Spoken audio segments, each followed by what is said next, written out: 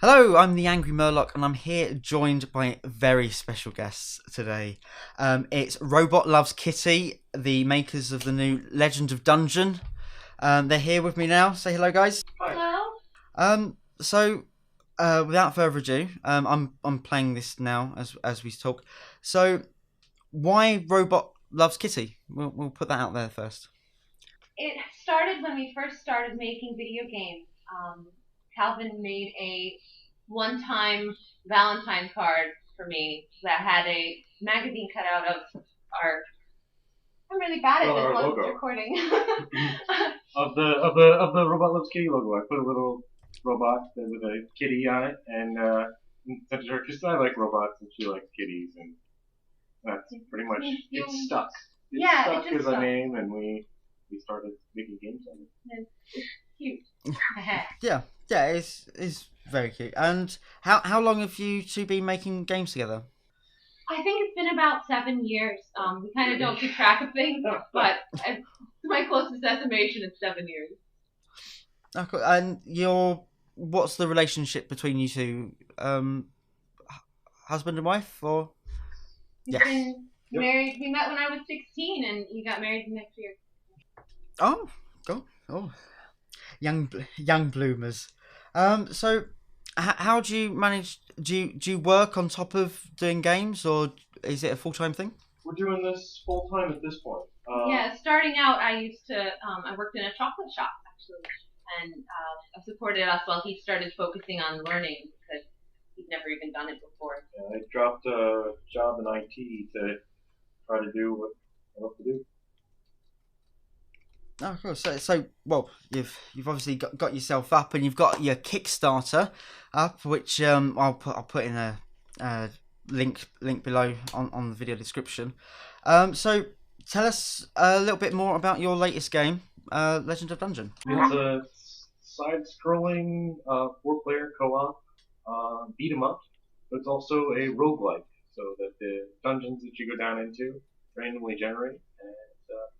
Randomly generated. I mean, I've played the game, and you've done a better job than fucking Blizzard have done in Diablo 3.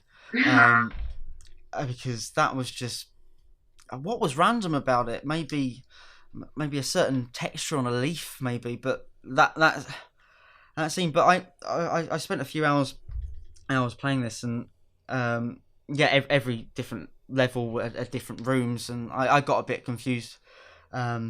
Because it's not my kind of game.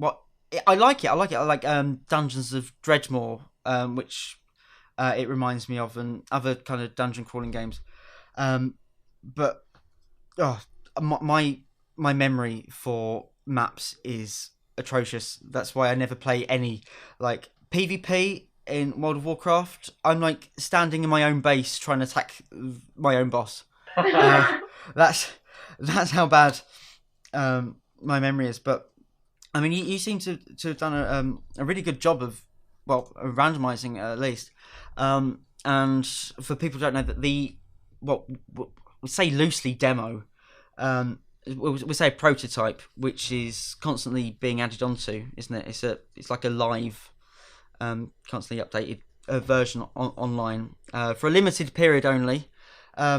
Is it only going to go on while your Kickstarter's up online? Yeah, currently that's the plan. But anybody who does go up for the beta, we're doing a beta access on the Kickstarter. This will just continue going on, and they'll just keep constantly getting updates to their game. They'll get the latest version that I'm able to make. And who knows, if something really exciting happens at some point, we'll probably drop another demo. Yeah, because I've been playing a couple of alphas which have been on Kickstarter, and I have to go every day onto the wiki and get it all, uploaded, put it in, and make sure all the bug fixes, and have a look at all the shit. But what you said, because you code in Unity, and I've done Unity a bit in my uni years, and it's a great program, especially for indie developers. It's amazing, but I really can't get my head around it. I just really avoid coding. I can do 2D coding, but when it gets to 3D and in Java, and when you're working on physics, yeah, blows my mind. I don't sound really intelligent, but that's just one thing I had to copy and paste for my final major project. From, That's not part of my field either. I get really impressed with Calvin doing stuff. but yeah, Unity is a great platform, and considering if you keep uploading like any updates and people can get to see like kind of just a feel. And well, I like to say a bit of a disclaimer. It's like pre-alpha, would you say, or just getting there? You still need loads of balancing and stuff. So It's more of a prototype than it is pre-alpha. It's the minimum amount needed to make it a game at the moment. yeah, and even though I've had some problems with it, and we'll go over it, but it's only tiny little things. But I can see really huge potential in the game, and as you said, like you've already reached over triple your goal. Yeah. And how long has your Kickstarter been up for? It's been up for 15 days. Kickstarter is only for a month, isn't it? You can actually set how long you want, and we put it for shorter than a month. Actually, it's been up for a week and a half. It's been a blur for us. Yeah. It feels like I started yesterday. I've just been one constant. Well, as the this has been recorded, you've got 15 days left to go, and you're already tripled over it. But what I like, without getting too ahead of myself, about what you've done is you've got your sprints, and is that what they're called? Stretch goals. Stretch, yeah. Because you've gone basically, you've got more budget than you was expecting to, and you're starting to put more things in, which, as you're really controlling what is being produced. So if no one wants to pay like an extra 50,000 for having co-op multiplayer via Steam and having like hosting and stuff, that gets pushed onto there. But you can make the best that you can. As the money gets increasing, which I have seen a lot of Kickstarters, and a lot of them have just gone, right, yeah, I want to make this little game, and they've got 2 million, and they're like, all right, we're just going to make the crappiest game possible, and we're just going to blow the rest on coke and fast cars and women. So yeah, you say it's like a rogue like beat 'em up game. As I said, a bit like Dungeons of the Dreadmore / Diablo-ish hack and slash. So it's up to 4 cooperative, as you said. What platforms is it going to be released on? Right off the bat, we're doing PC, Mac, and Linux. We're hoping we can move that to whatever other platforms we can export it to. Mobile and console would be great. We're looking into getting it to go to as many platforms as possible, but right now, just the 3. And that's all that's in the Kickstarter, so you can't promise anything. Do you prefer PC than consoles, or do you think consoles are dragging down the PC platforms or Mac? I personally, I mean, we don't necessarily have the same opinion on this, but I personally, I think it's really more the attitudes of the developers than it is the platforms themselves. Because you can take a game and you can port it, and it can be beautiful, and it can have all of the passion that you put into your game for the PC on the Wii or the PS3. So I think, if anything, it's the major game studios that are a dying rate. Yeah, they just try to give just they send it to some third party, change it up, and they don't care. I don't know. What I really like about your game, which I've worked on in the past, 2D sprites in a 3D environment. What kind of problems? How did you come to that agreement of the whole art style, as well as having the character 2D, etc.? Well, it's kind of I had this idea rolling around in the back of my head that instead of like shading like 20 different types of character or 20 different of the same character, that I could somehow get the characters to be lit by the lighting in a 3D scene.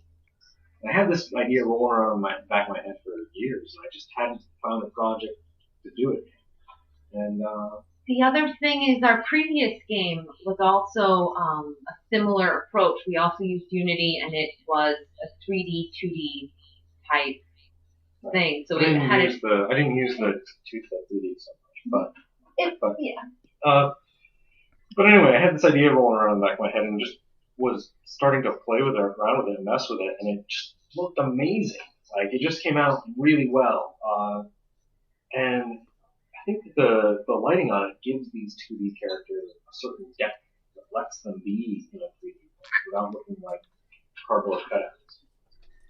See, what I know, because you notice it the moment that you walk in, when you walk in through into the tavern, and you walk down the stairs, and you have that really strong light from the right that's going behind the cook, and it's just you can see a whole complete depth into it.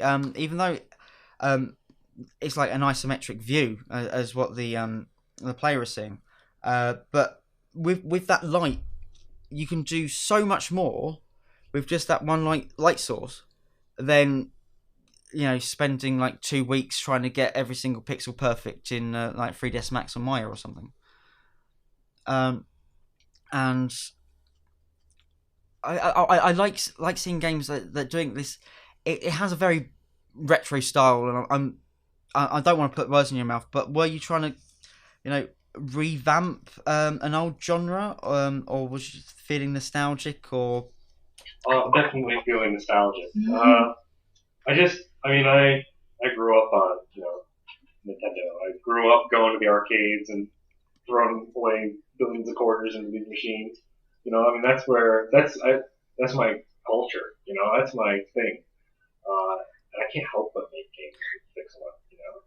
So with the fighting mechanics, I had some problems when I was playing it, and I call them the 4 Ps. It's the pixel perfect plane precision, because the character is 2D, and well, the sprite and the enemies, and when attacking, even though I thought I was right next to them, it was hitting behind them. Is that part of the design mechanics, or is that going to be?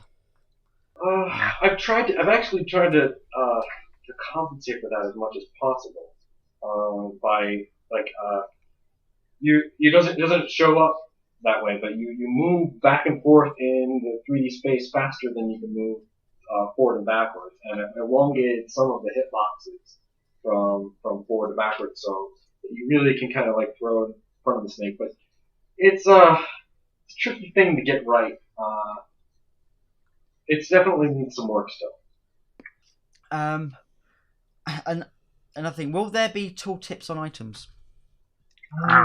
That's not planned, but it's a possibility. We're still kind of we get an idea and we try it out, and then it works or it doesn't work with the gameplay. So it's definitely something I'm going to try, like item descriptions or something of that sort. But it's not necessarily something that will be in the final game. You gotta kind of put something in, and you gotta see how it feels with the rest of the game. So.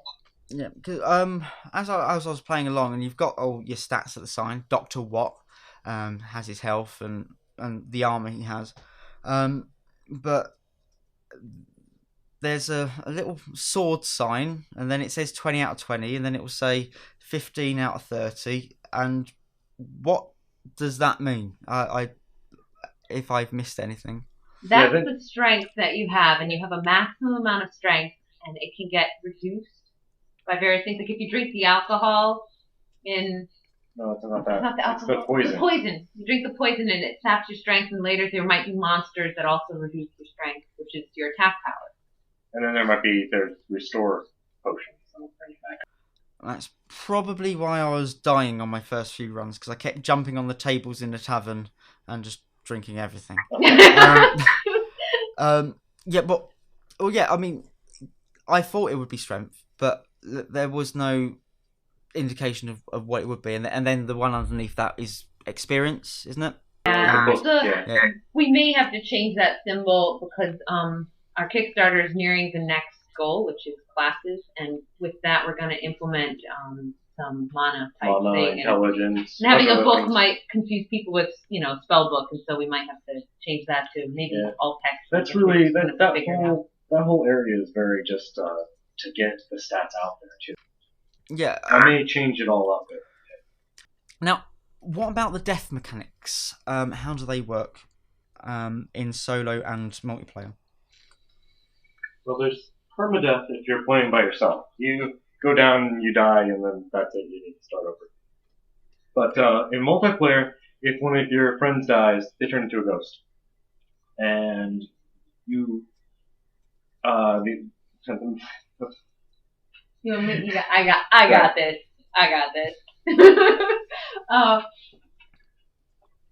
In multiplayer, when you die, you turn into a ghost, and you have to collect these spirit orbs from any of the monsters that your friends kill. And after you've collected enough of them, you come back to life, and then you have to beg your friends for your items back. Oh, so you can even if you're helping someone, a fallen friend, and you can just still grief them, saying, "Well, you died. I want to have your helmet or something," and you can just have this scrub gear. If you're dying a lot, we must have the best items. You can just have. So yeah, I can see the social aspect, and is there any way of other griefing players while we talk about it? Like, even though it is co-op, can you push them into lava? Yes. You can also hit monsters into them, and the guns actually damage everybody. So you can shoot your friends. A bit like Little Big Planet. I'm thinking, just winding up your friends, because if you want to go down on, is it 26 levels? Yeah. And then you have to go back up again. Oh god. Now, would there be an option that, oh my god, this guy's just stolen a really good sword that I want, and we're going upstairs, oh, I'm just going to push him into like this acid pit and silly stuff. There's also going to be a lot more traps and things added later. Right now, there's not any. There's no like bear traps that grab you and damage you, or dart traps or poison, but boulders that come out of the wall. The other thing like now is that this game is 4 players, 1 computer, so they're all within punching distance. Yes, which is useful. So you never know. Not that I condone violence. But.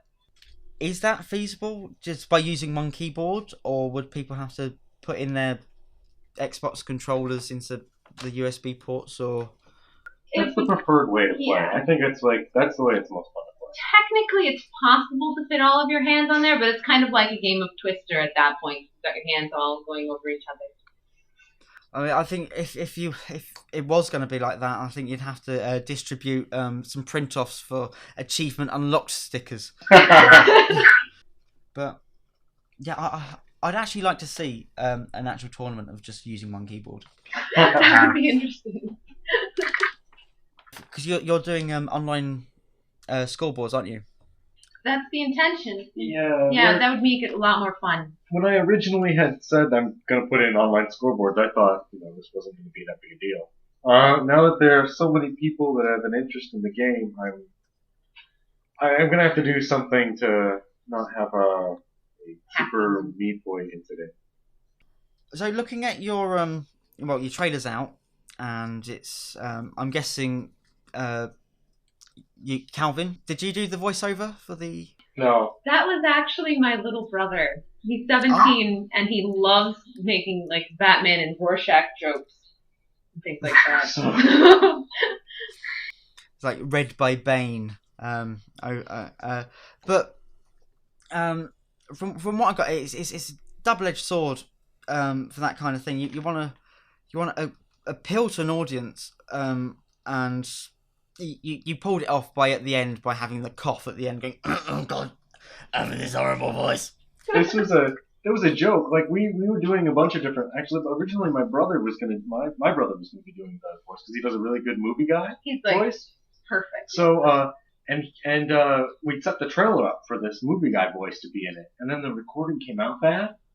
Yeah. So we tried all kinds of things to like get this done at the last second, and then I was trying to do the voice, and it was just terrible, coming out awful. It was awful. I tried doing the voice. Well, it that was was way ridiculous. worse. And then so her little brother comes into the room, and he's like, "Let me give it a go," you know. And we put him on there, and just as a joke, he starts doing the Batman thing, and we put it in.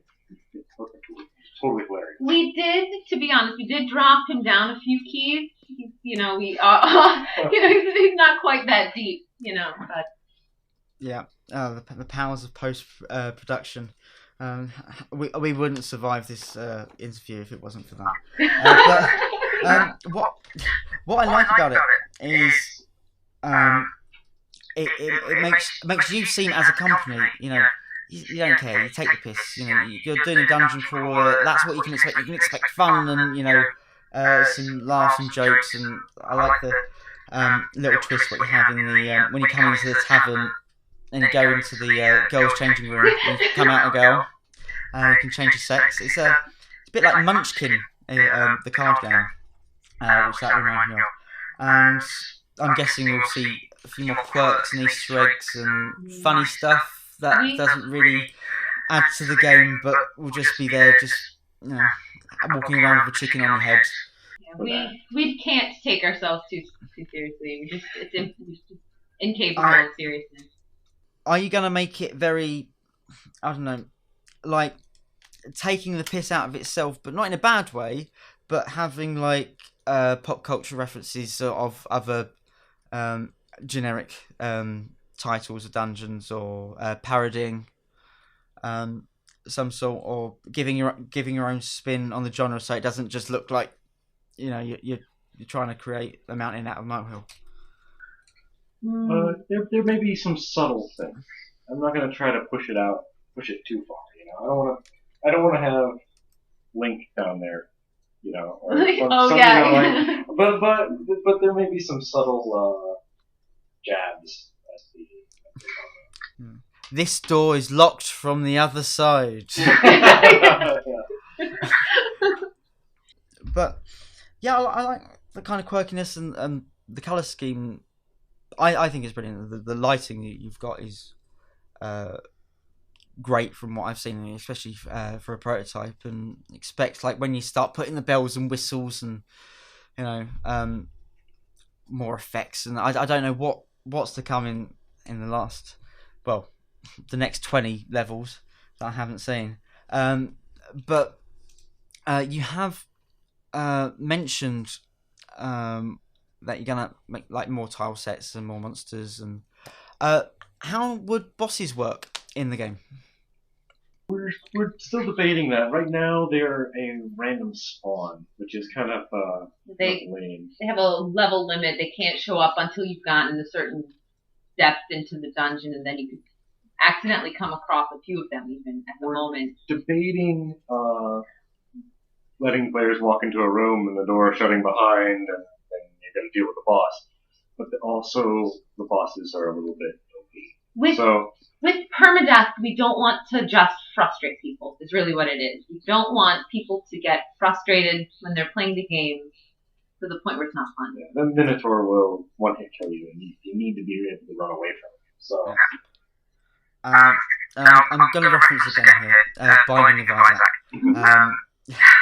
So many times have I wanted to punch my screen because of that game. Just even if you was a tiny half a pixel out the way of this red blob which wasn't there, and I have got Fraps proof when I was defeating was it the womb level. I walked in something invisible and died. Not happy. With bosses, well, relating to that, I'm not trying to compare, but there was the boss of the level which you had to pass through, and then you had the optional bosses which you could come across but were optional, but was seen as, if you think you've got the guts, you can do it and then get a greater reward. Or would the bosses just be blocking, from one area to another, like as a funnel, or would they be just randomly dotted as optional, or both? We're Okay. leaning towards optional. Yeah, and they definitely have a reward. If you kill any of the bosses in the game, they spout piles of gold. So And we haven't even implemented the possibility of any of those dead monsters dropping items, but that is a possibility, and that would be something that a boss might very well. Because what I didn't like about Binding of Isaac is once you go down a level and then suddenly you have 0 health and you kill the boss and you've got half health, and then you go back down and you've got all your health back, but you want to clear out all the rooms behind, and as you said, you can go up and down however much you like, and there'll be diminishing returns on the XP or something, but you can actually go, all right, these things are too high level or I haven't got enough health. I'm going to just farm around the easy bit first until some apples drop or something. That's what I like. So it's not just like a hardcore game. Oh, I'm just going to go in there and just one little tiny paper cut and I'm dead and I have to start back from the beginning, because that's terrible. That's what makes people kill themselves. So believe me, when going back to the Mega Drive again, I got through so many controllers by biting the lead off. Oh no! Yeah, so we had to have like this huge gaffer tape all around the lead, so I didn't electrocute myself or anything like that. What about I know you can drop stuff, but can you trade items with people in another game, or is it just instanced? it's all instanced at the moment. Yeah, we're talking about the possibility of there being like a you accidentally can stumble across a random a dwarf miner, and he might trade you a bunch of your stuff for his mining helmet or something like that. Or some of your items might be useful further in the dungeon, would they be useless otherwise? But we haven't implemented it, and we're not quite sure if that's something that will add to the gameplay enough. Yeah, because just thinking about like when you have the classes, will there be class specific loot? We'll be adding in a bunch of loot that we're talking about it. Everyone will be able to wear, like if you get a nurse's hat, anyone could wear it, but it's possible the nurses themselves would get some sort of extra bonus from it. It'll be exchangeable between all the players, no matter what class they are. Oh, you get a bunch of bonuses. Oh, good. So like if you was going down as a hunter and you picked up like some warrior gear, would you still be able to use it, or you can easily exchange it to your the appropriate class? Or yeah, you could do either or. Yep, totally. Any items currently you can get rid of. There will probably be because this is inspired by Rogue very heavily. It's a game that I used to play when I was little. Played it actually in an Apple IIe that my family got for free because there was a mouse nest in it. It's very old school. And one of its things was cursed items were something that you could not take off. So we might implement that with hats. We can't do it with weapons because that would just be dead. Can't do anything. But we might do that. So if you put on a hat, you may not be able to take it off, and it might do something detrimental to you. Or positive. So there's or positive. So there's a risk in just about everything you can do, which is part of Rogue. Yeah, it's like I played a lot of Dungeons and Dragons, and you're going around, and you kill the boss, and you've got this sarcophagus, and you loot the spoils, and you put it on this chest plate, and it like constricts you, and it starts suffocating you, and you've got like less stamina for the rest of the. And you're like, ugh, until you speak to the magical priestess, on which you can only find out is if you get the DM drunk and try to release his secrets, because they can be a pain in the ass. But rewards that you have to think about before picking up, and also the inventory. Is it unlimited, or is there a limited amount of space that you can carry? It's currently unlimited. You probably can crash your computer to pick up too. but there may be a cap on it or a weight limit at some point. Yeah, because I had 6 glasses of beer. Yeah. And every time I tried to pick up something, it just went back to that beer again, and I had to tab through about 7 things to get back to my weapon. It's a tough balance between how much space we have for all 4 of the players' inventories and everything, and not obstructing the screen. Okay, so you can wear hats. Can you wear other armor, or is it just interchangeable hats? It's just interchangeable hats. With the player classes, there may come some armor. But we're still looking into the details of that. It depends on how much extra work and animation and. I've noticed that if you pledge, is it over $80 that you can have people have their own hat? Yes. Yeah. Most of the tiers over the $80 is everybody getting to put a little piece of input into the game so that we can make their sword or hat or monster. See, I'm a big sucker for this as well. If I want something in the game, I want my name in there. Even though if I don't have $80, I want it there just to show off to my friends and stuff. But it's obviously giving you more to work with. But has anyone given any designs for hats, or haven't they been collected yet? They're not. Nobody's said anything specific yet. I have asked, but nobody's decided yet. I think. We are talking to one of the people about a boss monster. Yeah, so there are some discussions. There's some discussions going on, but we're gonna wait until the end of the Kickstarter. Oh, I'd like to see how hats are all the rage. I mean, was it Team Fortress 2? I mean, since when I played it, there was no such thing as a hat. And now everyone's just like got all these hats and trombones that, a pyro that farts out, was it rainbows? I'm like, this is not the game I used to. It's, but I mean, hats. Everyone has a hat. Everyone has wearing hats, even if it's silly. Say if I picked up a really unique hat, would there be a I wouldn't say achievement as such, but a gallery of the hats that you've got that you could wear again if it's just vanity? Well, if we get to the overworld expansion, then anything you bring out of a dungeon, you get to keep in your inventory. Yeah, the concept behind the overworld is there'd be multiple dungeons that you can go into, and you would die permanently in the dungeon, and you'd end up back in the top of the overworld where you can stay. So you actually wouldn't lose everything, just lose anything you acquired since you were in the dungeon. And there'd be multiple dungeons with all kinds of cool treasure at the bottom. So, technically, what people are seeing on this Kickstarter is just one tiny little slice of basically what you could create a massive world, dungeons and different races, and you've got a lot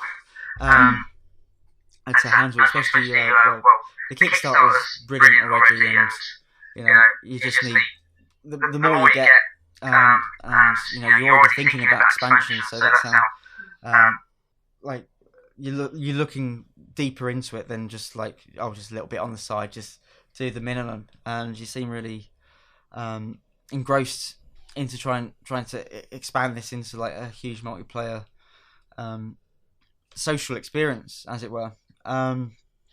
And kind of that's really our dream of the game, as far as the best version it could be, would be this online multiplayer massive world. And really the only reason we kickstarted it for the low amount of $5,000 was because we wanted people to kind of get to vote on how much they want this game. The more people who did it, the more work we're willing to do. Because it takes a lot of time and effort, and that's kind of how we do the voting system. Because you have some Kickstarters that are like, we want $3 billion by like tomorrow. And then like a few people have done it, and then because Kickstarters is really weird, because if you've got an idea but you can't take it to a publisher, and so you put it on Kickstarter, it doesn't get the backing that you wanted from Kickstarter, so you go to a publisher and then you say, look, I've gone on Kickstarter but no one really wanted to donate, and then they're like, well, that's the people, we'll just use them, people who've just looked at your game or stumbled across it, and not really paid much attention to it. Maybe it could be the best game in the world, but publishers just there's a crisis on apparently, and so no one wants to take risks. And as you said, you've done 5,000, and because you got so much more input than you were basically expecting, so you've been very pessimistic, which is the best way to be about in the games industry, because it's a dog eat dog world out there. And do you feel more motivated, and that you've got so much backing than you expected? Ecstatic, and I'm very excited to be putting this much into the game. It makes it feel like the 7 years of struggling that we've had up to this point are finally starting to pay off. It's starting to feel like we're running a successful indie treehouse business. I've just looked. Pet system. I didn't see that before. Oh God, that's another kettle of fish. Yeah, that was our first stretch goal. We reached that in 3 days. It was really exciting. Calmed down a little since then, but. Yeah, I must have not written it in my notes, but well, that'll be good, because I die a lot in this game. So I'd like a nice little tank just to go in front, just to kill them stupid little bats. Oh, that's the thing. Pause button. Is there a pause button? Yes, you hit escape, and it'll go back to the menu, and it'll hold the game. It'll go back to the menu and just hit play again, and you'll return. But you need to fix. That's confusing. Okay. But right, because I went AFK and then just came back dead, and and because I played on full screen as well, when I pressed escape, it just went minimize it. Well, that's what Unity does. I just didn't press escape again. Right, that's my own peace of mind. Done. Now, a rough estimate, when would you think, let's say a quarterly amount, when would this game, you think, would be ready for release? Well, we're shooting for sometime in January for the $5,000 package. Yes. The original game that we pitched to Kickstarter will be hopefully coming out in mid-January. Mid-late January, depending on how much polish we put into it. And then what we'll do is any of the all of the stretch goals that we reach, we're going to add on as free expansion, so that people can get the full updated game. So basically, we could have this in about a month or so. Yeah, that's the idea. We wanted to get into people's hands as soon as possible. Good enough. I was expecting sometime next year, way into next year, but I a bit like Minecraft really. I mean, I played Minecraft a little tiny bit, but you paid for the set amount, and then it was still in beta, and you just keep adding up, and no one even knows what the full game really is anymore with Minecraft, or where it began. But the people who want to play, just dungeon crawlers, they experience it, and then they kind of grow with the different mechanics that you're going to put in, and more levels, more dungeons, and then kind of build up. And I like that way, just in case you could just say, right, we want another £2 million, and we're not going to start developing this until 2 years' time, and then everyone's going to forget about the Kickstarter, and then when people have forgotten about it, you take it all down and steal the money and go to Mexico. Well, I do like Mexico. But no, I think no, I was actually taken back about when you was expecting to get it done, but well, we've gone on for quite a long time now, so thank you very much for this interview, and I'll put up any news or comment onto the channel that you have, or any updates to show about the game and help you guys out. Thank you. Thank you so much. Yeah, thank you. All right. Okay. Thank you very much. I'll see you next time. Yeah. All right.